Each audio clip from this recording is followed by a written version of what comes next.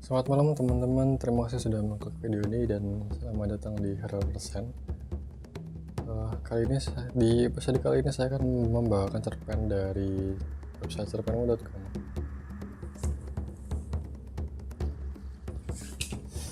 dengan judul Gadis Misterius.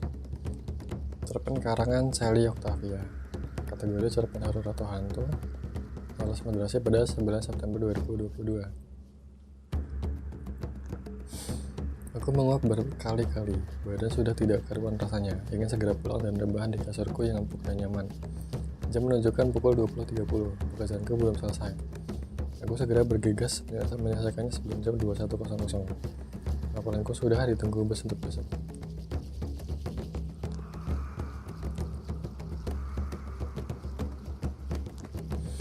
Suasana kantor begitu sepi, hanya ada beberapa karyawan yang lembur dan office boy yang bekerja membersihkan setiap ruangan di malam hari. Satpam menyapaku saat tiba di gerbang. Aku menjawabnya dan segera berjalan pulang dengan menuju halte. Dalam hatiku, aku kagum pada satpam penjaga kantorku. Mereka tidak gentar, tidak takut menjaga kantor yang di malam hari terlihat begitu menyeramkan dengan segala cerita-cerita aneh dari mulut-mulut karyawan di sana.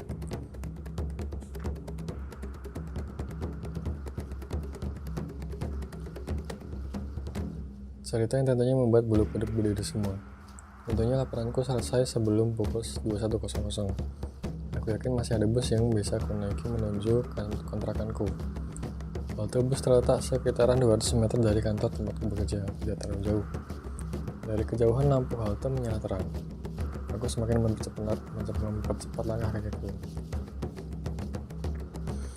Dari kejauhan ada seseorang yang berdiri tepat di bawah lampu halte. Dalam hati aku bertanya-tanya, kenapa dia berdiri di sana? Apa dia kabur dari rumah dan tidak tahu arah jalan pulang atau bagaimana? Atau dia sama sepertiku yang menunggu bus datang? Entahlah.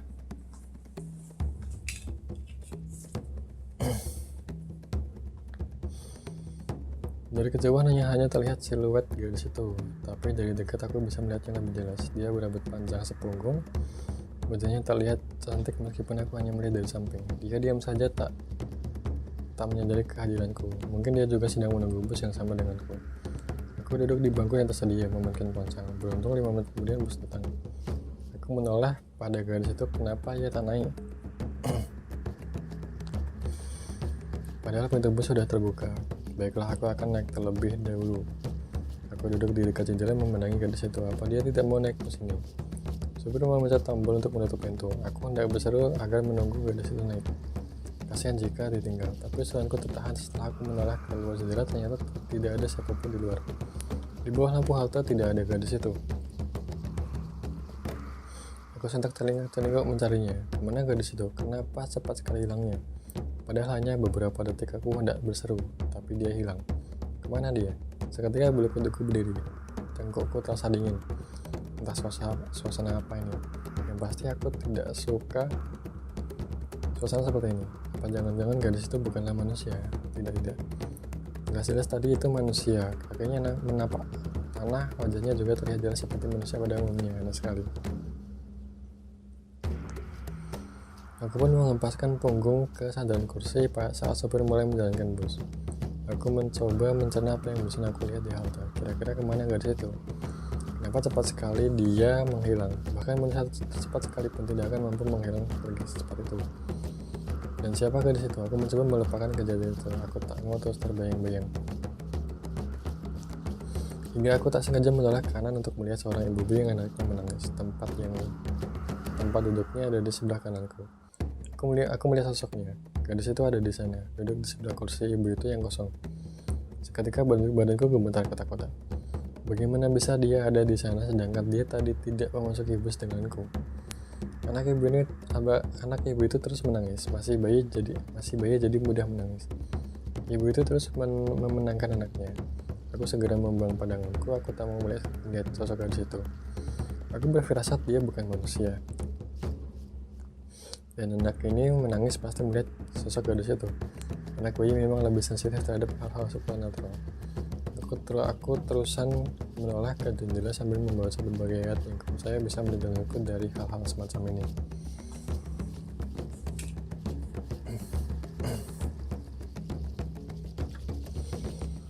Tiba di sebuah perempatan, tiba-tiba supir bus mengerem bus secara mendadak hingga berbunyi cit.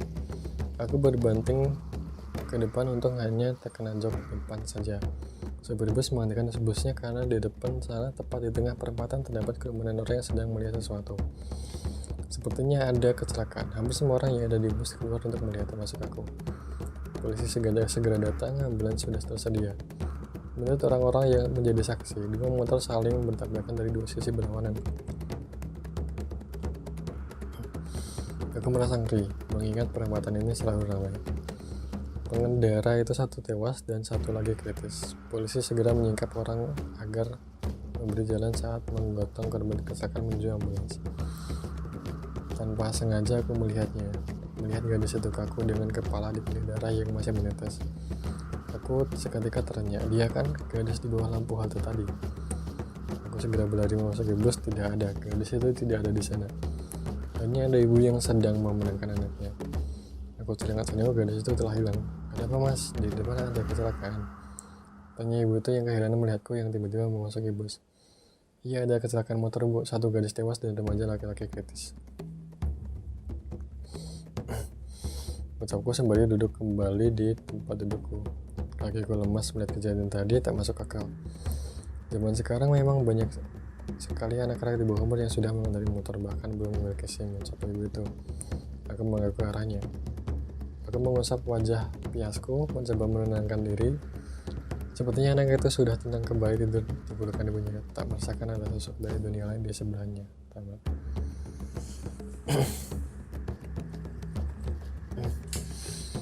Jadi kesimpulan dari cerpen Gadis Misterius. Jadi pemeran utama ini dia kerja di suatu kantor. Dia menyelesaikan kerjaannya jam 9 malam, dan ketika selesai dia keluar, dia menunggu di halte. Di halte itu terlihat ada seorang cewek. Dari jauh kelihatan siluetnya dan terlihat bahwa itu seperti manusia. Terlihat cantik. Lalu pemeran utama ini dia duduk di halte itu sambil main ponsel. 5 menit kemudian beruntung busnya datang. Nah, ketika dia naik, dia sebenarnya mau mencegah supirnya untuk nunggu cewek ini untuk naik juga, tapi tiba-tiba langsung ditutup pintunya oleh supir. Lalu ketika bus berangkat, dia menoleh ke belakang, kok cewek tadi nggak ada. Dia bingung kenapa cepet hilangnya, langsung nggak ada gitu.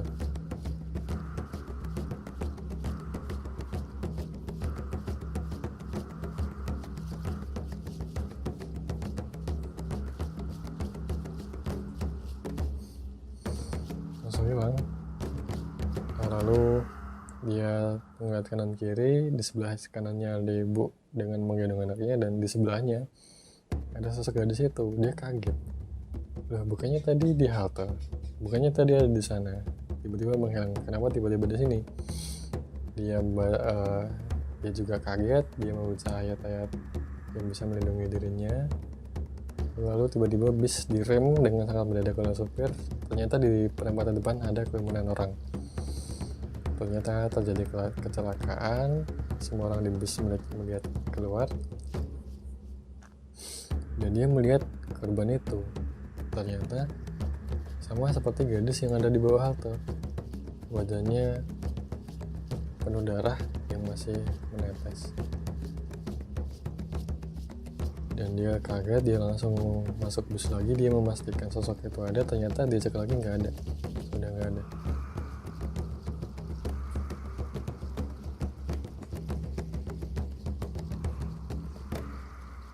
Jadi begitu. Terima kasih teman-teman sudah mendengarkan sampai akhir. Tolong di komen kurangnya apa, silahkan dihujat. Penampakan kanan dan di kiri kalau ada tolong di komen, dan juga tolong di share, like, dan subscribe.